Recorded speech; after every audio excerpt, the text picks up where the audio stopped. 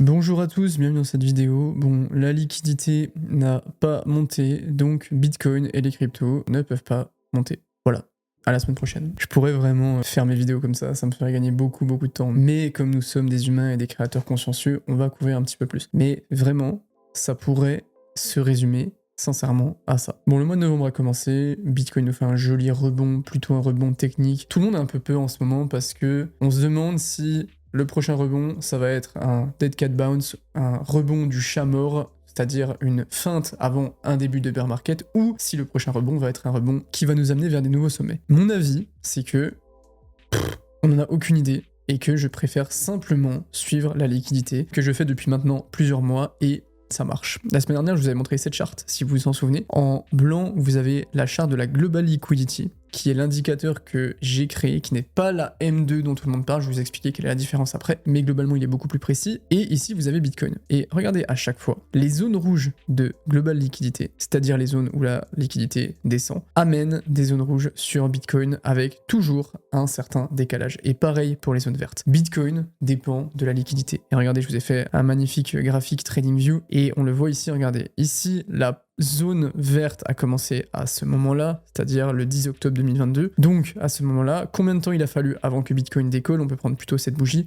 84 jours. Ici, pareil, la zone verte commence ici. Bon, on avait déjà eu une petite traction sur Bitcoin, sûrement à cause de la rumeur des ETF. Combien de temps est-ce que ça a mis à décoller? 70 jours. Ici, pareil, 77 jours. Ici, pareil, 84 jours. La liquidité monte, Bitcoin monte environ 77 à 84 jours plus tard. On peut dire une moyenne de 80 jours. Un petit peu moins de 3 mois. Et donc, bear market, pas bear market, rebond, pas rebond. Oui, évidemment, on peut avoir des rebonds techniques. Oui, évidemment, on peut avoir de la volatilité. Moi, ce qui m'intéresse vraiment, c'est où va la liquidité actuellement. Et la liquidité actuellement, elle ne va nulle part en ce moment, ce qui fait que la liquidité range, Bitcoin range, comme on le voit maintenant. Je vais vous expliquer comment je vois la suite sur les stimulus de liquidité, mais avant, je vais vous expliquer comment fonctionne la liquidité. Les amis, avant de continuer, il y a toujours énormément de hacks et de piratage en crypto. Je vous ai parlé plusieurs fois de ProtonPass sur la chaîne, le gestionnaire de mots de passe que j'utilise pour éviter ces hacks. Et l'idée, elle est très simple. Au lieu de retenir plein de mots de passe ou d'avoir le même partout, tu retiens que un mot de passe maître qui sécurise tous les autres. ProtonPass va derrière générer automatiquement des mots de passe forts pour tous les comptes en quelques secondes. Et en plus des mots de passe, tu peux aussi stocker tes documents d'identité, tes cartes bancaires, tes notes sensibles que tu veux chiffrer et sécuriser. J'aime beaucoup ce qu'ils font parce que c'est open source, ils ont réalisé plusieurs audits de sécurité et au-delà d'être juste un gestionnaire de mots de passe, Proton c'est aussi Proton VPN, Proton Drive avec un service de stockage cloud sécurisé et Proton Mail, leur service de messagerie électronique crypté. Donc sincèrement, pour naviguer sereinement sur internet, encore plus si vous utilisez des protocoles DeFi, c'est vraiment la suite d'outils que j'utilise et que je vous recommande fortement.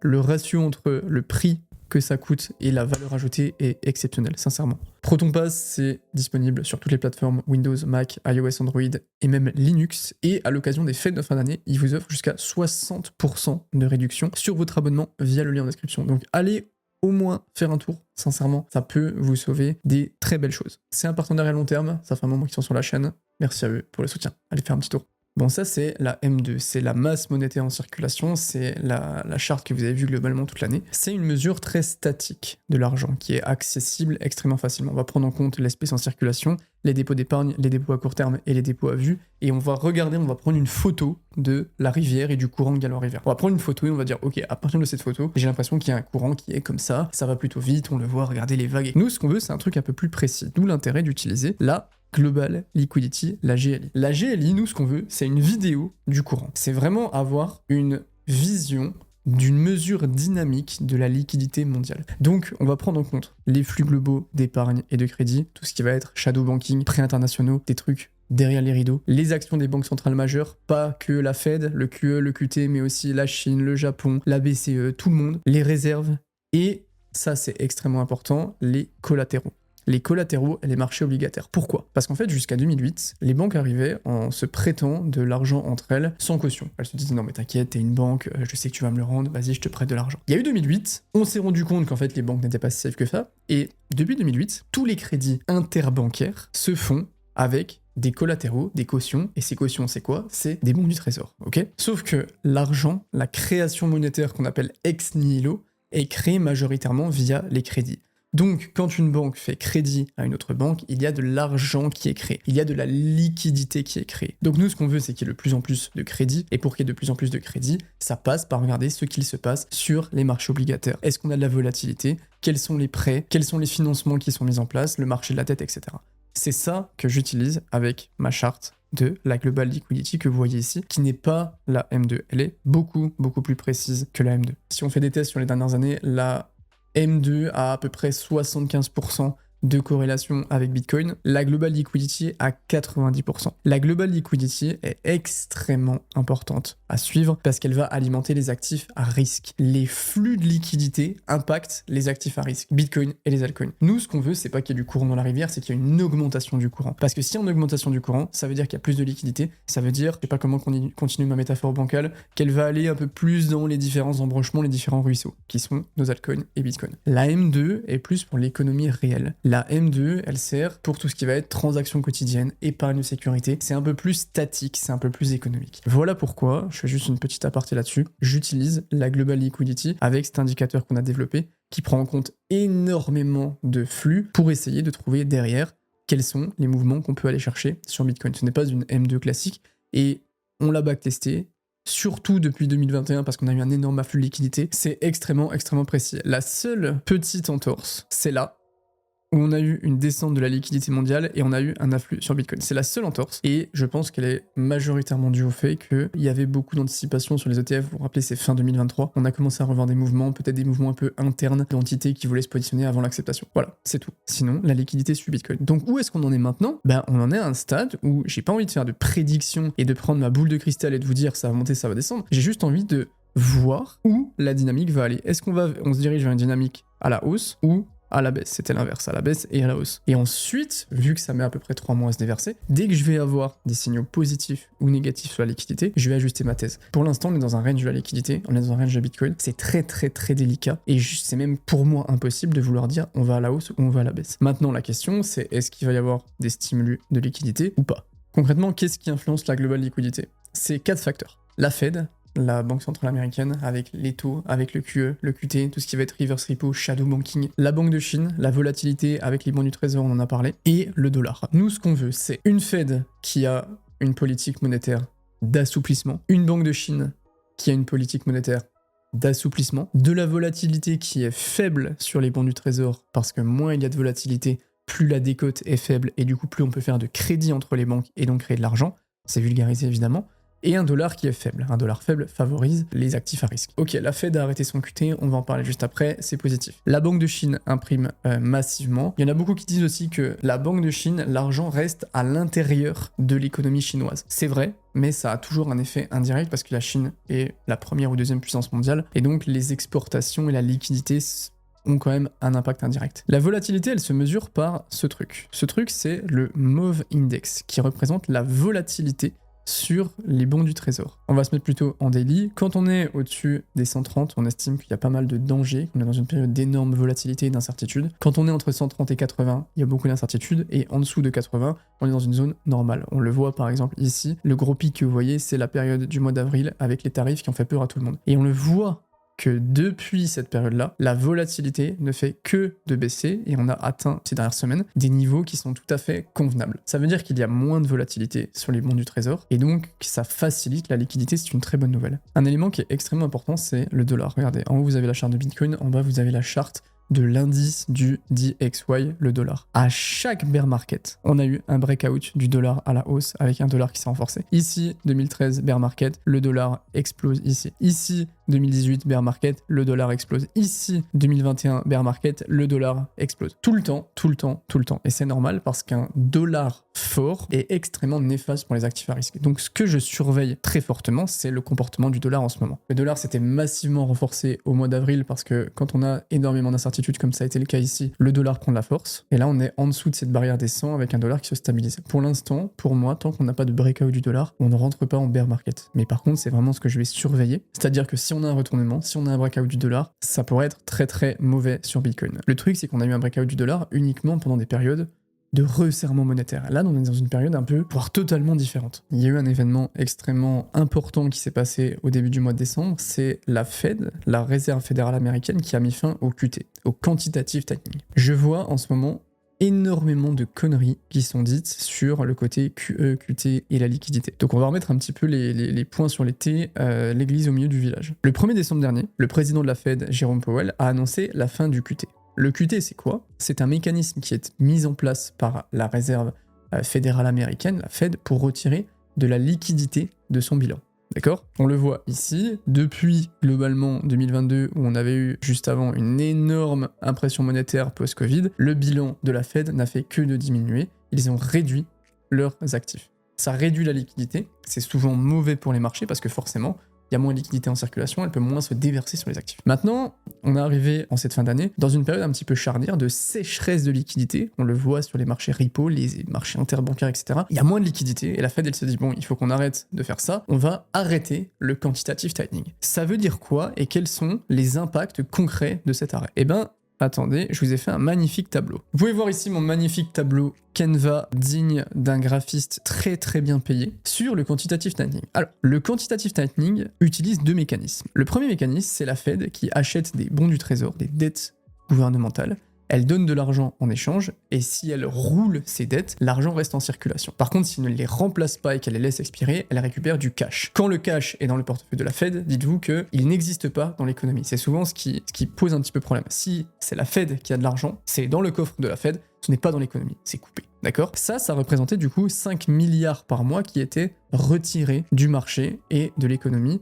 Depuis que ça a été lancé, on avait un plafond qui a été diminué. Le plafond ici était de 5 milliards par mois. Ok. Ensuite, on a les MBS. Les MBS, c'est les prêts adossés à des hypothèques. L'argent qui est récolté lors du remboursement d'argent immobilier, la Fed recevait l'argent et elle le gardait dans son compte. Elle le réinvestissait pas. Donc, ça brûlait maximum 35 milliards par mois. On est plutôt entre 10 et 20 milliards. Le 35 milliards, là, c'est un plafond. Ok? En général, c'était 10, 15, 20 milliards. Donc, voilà le mécanisme de quantitative tightening. On recevait l'argent des remboursements d'emprunts immobiliers, on ne réinvestissait pas cet argent, donc il restait chez nous, et s'il est chez nous, il n'est pas dans l'économie. Et on avait les trésoreries, on avait des dettes qui arrivaient à échéance, et on disait non, on veut récupérer notre argent, on ne veut plus rouler ses dettes. Voilà ce que c'était le quantitative tightening. Depuis le 1er décembre, ça n'existe plus. Donc qu'est-ce qui s'est passé depuis le 1er décembre? De ce côté-là, toutes les dettes sont remplacées. Dès qu'on a une dette qui arrive à échéance, un bon du trésor qui arrive à échéance, on va le rouler, on va le renouveler, d'accord? Donc en gros, ça veut dire quoi? On garde nos tickets et on dit au gouvernement, gardez l'argent, vous inquiétez pas, on n'en a pas besoin pour l'instant. Très très grossièrement. Donc concrètement, on a bouché le trou de plus 5 milliards par mois. C'est pour ça que j'ai mis entre guillemets plus 5 milliards par mois. C'est comme si on avait une baignoire avec un trou dedans, avec de l'eau qui s'en allait. Là, on a bouché le trou, l'eau reste. D'accord? Ensuite, de ce côté-là,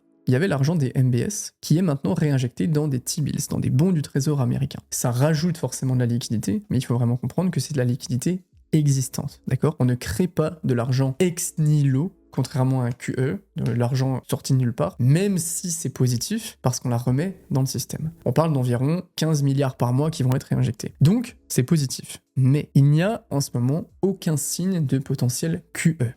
D'accord? Là, on est simplement sur un arrêt du QT qui permet de garder dans l'économie environ 20 milliards par mois. Le QE, à l'époque, on imprimait de nulle part 120 milliards par mois. Donc 6 fois ça. Ça n'a rien à voir en termes d'impression monétaire. D'accord? Là, je parle de 2020-2021. Ce qui est fait ici, c'est essentiellement fait pour contrôler l'assèchement de liquidité. Là, on injecte 15 à 20 milliards par mois maximum, juste en arrêtant de détruire l'argent qui existait déjà. Mais il n'y a aucun signal de QE. D'accord? Il faut arrêter de parler de QE. Le QE, c'est l'inverse. C'est la Fed qui arrive en disant « je vais acheter des bons du trésor et ça va permettre de la création monétaire. Je vais acheter des actifs, parce que c'est pas que des bons du trésor, mais bref. Ça va créer de la création monétaire. » Là, ce n'est pas le cas.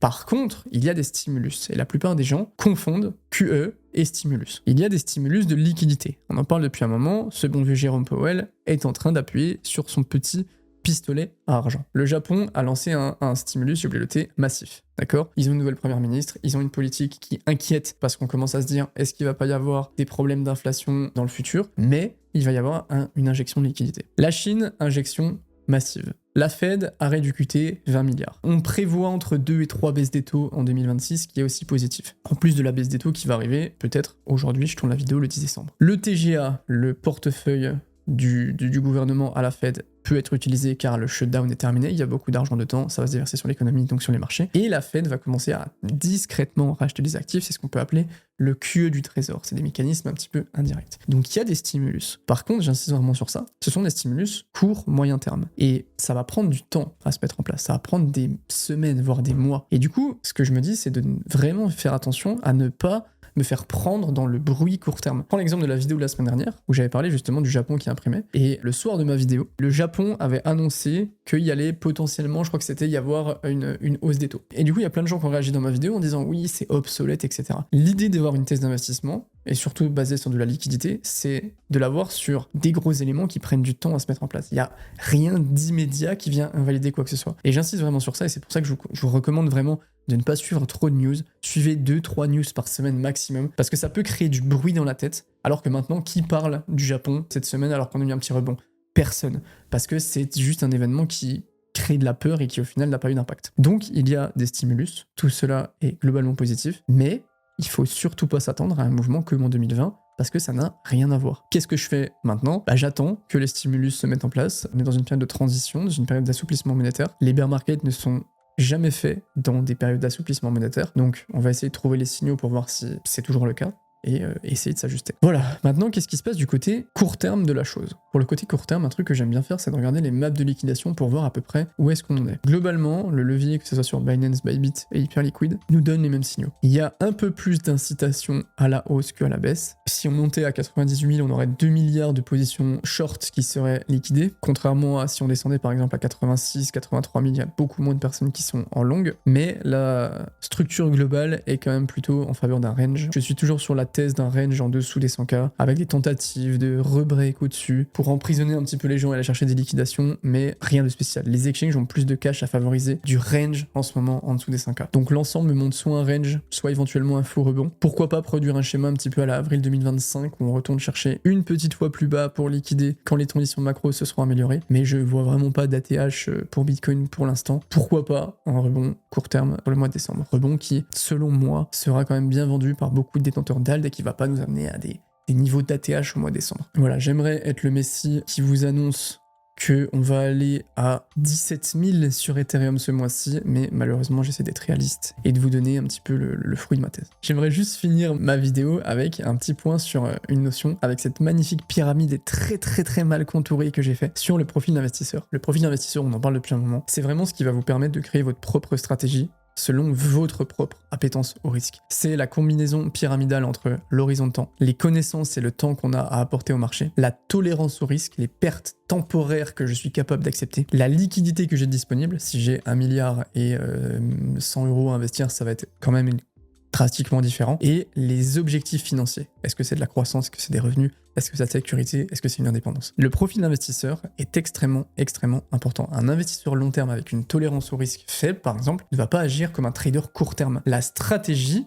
donc le type d'actif, la fréquence d'investissement, la taille de la position, le timing d'entrée et de sortie, doit découler de votre profil d'investisseur. Et dans ces périodes de range, demandez-vous vraiment quel est votre profil d'investisseur en fonction de ces différents aspects pyramidaux. Ce que je vous recommande de faire, si vous connaissez pas votre profil ou que vous voulez voir s'il a changé, c'est de faire un auto-diagnostic avec la tolérance au risque, l'horizon de temps, et le besoin de liquidité. Donc vous posez des questions. Comment est mon niveau de risque? Comment est mon horizon de temps? La liquidité, est-ce qu'elle est en valeur absolue faible ou haute? Est-ce que j'ai 1000 ou 1 million? Et est-ce qu'elle est en valeur relative pour vous beaucoup? Est-ce que 1000 euros c'est beaucoup pour vous? Est-ce qu'un million d'euros c'est beaucoup pour vous? Ça permet de donner une première idée. Et pour aller plus loin, je vous ai fait aussi un petit document que je vous ai mis en description qui est gratuit, où je vous ai fait un petit quiz de 20 questions qui est ce que j'utilise moi avec les gens à qui je fais des consultings ou des accompagnements pour établir leur profil d'investisseur. Ça permet juste de faire un quiz, tu réponds juste à des questions et après ça te donne une idée de ton profil d'investisseur accouplé avec ça. Et sincèrement, c'est extrêmement important. Pourquoi? Parce qu'il va y avoir une différence absolument massive en fonction des profils. On peut avoir 3 portefeuilles types, par exemple. Un gars qui va avoir un profil un peu plus conservateur, il peut avoir par exemple 60% de son portefeuille en S&P 500, 20% en Bitcoin, et après 10% d'Ether, 5% de Sol, 5% d'Altcoin. Un gars qui va avoir un profil un peu plus aventureux, mais toujours avec une optique de minimiser son risque, il va avoir un peu plus de Bitcoin, un peu moins de S&P, et 10%.